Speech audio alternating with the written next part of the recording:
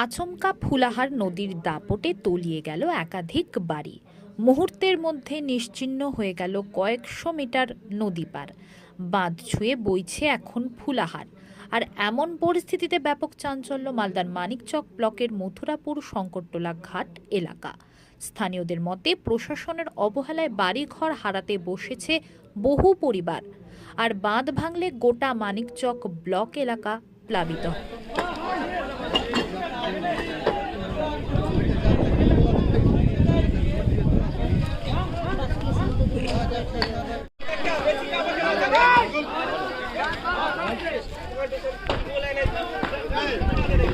কি অবস্থা? আমাদের রাত 3টে থেকে আমাদের শুরু হলো।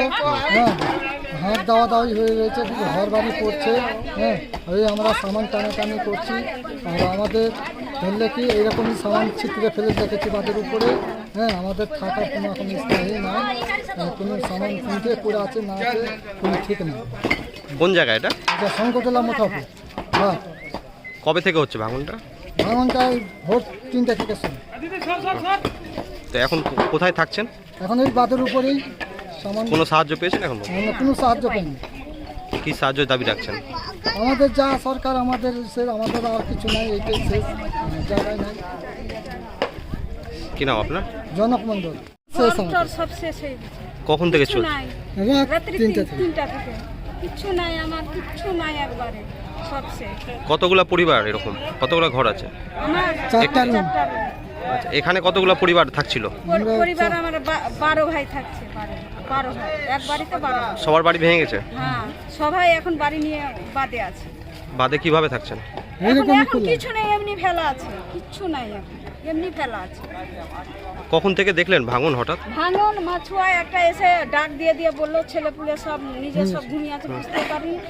অতিরিক্ত ডাক দিয়ে বলছে যে তোমাদের জিনিস টানো না তো নিজে বেরাও ঘর থেকে। তাড়াতাড়ি ঘর থেকে বেরিয়ে দেখছি আসলে এরকম ঘটনা ঘটছে। কি দাবি রাখবেন সরকারের কাছে?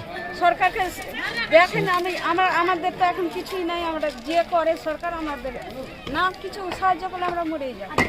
গাড়ি টাড়ি ছিল নাকি? গাড়িও চলে গেছে নদীতে? হ্যাঁ, গাড়ি গেছে, ঘাটের গাড়ি সব গেছে। 3টা গাড়ি, মোটর সাইকেল, বুলোরো সব গেছে। কাজ চলছে এখন? হ্যাঁ, এখন কাজ দেখুন বস্তা দিয়ে বস্তা দিচ্ছে। থামবে নদী? ফোন করে বলবো। কি নাম আপনার? এলাম আমি প্রায় 1-1.5 ঘন্টা হয়ে গেল। রাত্রি 3টে নাগাদ এখানে কিছু এরিয়া, শঙ্করটোলা ঘাট যেটা আছে আমাদের, আর পাঠানপাড়া এরিয়া জুড়ে কিছুটা এরিয়া বসে গেছে। প্রায় 5টা বাড়ি এবং ট্রাক্টর ছিল, বুলেরো ছিল, সমেত বসে গেছে। এখনও ট্রাক্টর খোঁজাখুঁজি চলছেই। আর এখানকার মানুষেরা খুব আতঙ্কিত হয়েছে, তারা শিফট হচ্ছে।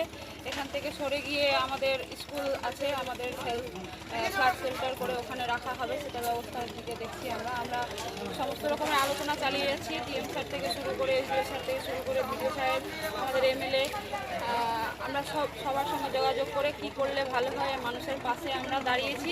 দেখা যাক কতটা কি করা যাচ্ছে। এবং ইরিগেশন ডিপার্টমেন্ট কাজ করছে, বস্তা দিয়ে সেটা ভাঙন রক্ষা করার চেষ্টা করছে।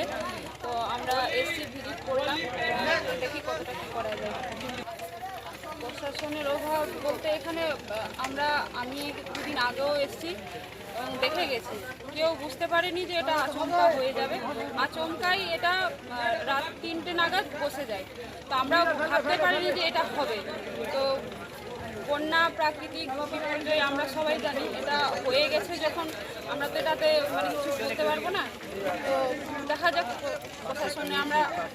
আর পাশে পিএইচি আছে, পিএইচি একটা কাজ চলছে, ওখানে আমি নিজে গিয়ে দাঁড়িয়ে দেখলাম যে কি সিচুয়েশন। ওই কাজ নিয়ে তো একটা, ওই পিএইচির কাজ নিয়ে একটা অভিযোগ তুলছে এলাকাবাসী যে ওই কাজের কি একটা জল এরকম পরিস্থিতি সৃষ্টি হচ্ছে। হতেই পারে, আমার তো জানা নেই ভিতরে কি অবস্থা বা সিচুয়েশন তৈরি হচ্ছে, সেটা ওনারাই ডিপার্টমেন্টরাই বলতে পারবে যে কি অসুবিধা।